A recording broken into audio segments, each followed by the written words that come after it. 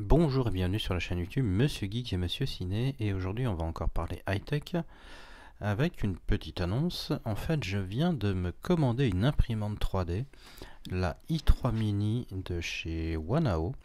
Je l'ai commandée en Belgique sur le site 3D Futura. C'est pas une pub puisque j'ai pas de monétisation, j'ai pas de plan avec eux. Et du coup, je voulais savoir si ça vous intéressait de voir des vidéos de print 3D.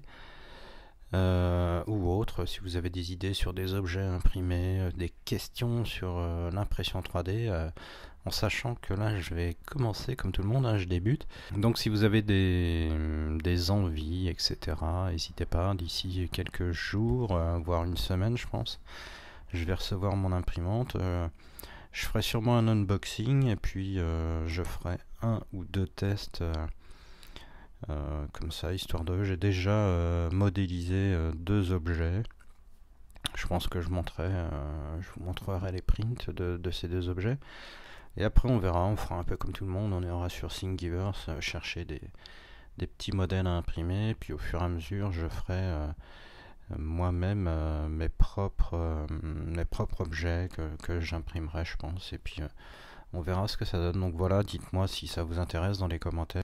Alors, info très intéressante sur cette imprimante, c'est qu'elle arrive entièrement montée.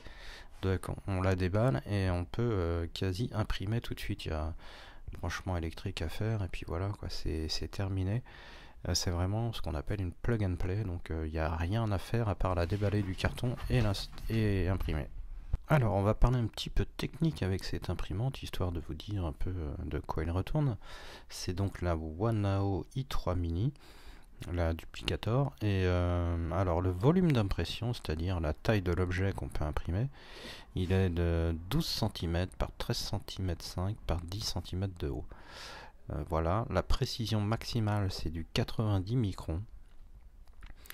Le type de diamètre pour le filament c'est du 1,75 mm. Il y a un écran LCD. Au niveau des matériaux compatibles, il y a le PLA, le PVA, le TPU, le TPE, le PETG, etc. Ça utilise une carte SD pour mettre les fichiers et les transférer dans l'imprimante. Donc si vous allez soit sur YouTube, soit sur le site de 3D Futura, vous allez trouver une petite vidéo vous montrant cette imprimante et vous allez voir qu'elle est vraiment pas mal du tout. Et on se dit à très bientôt pour le déballage de cette imprimante et quelques prints en vidéo, et on verra ce que ça donne.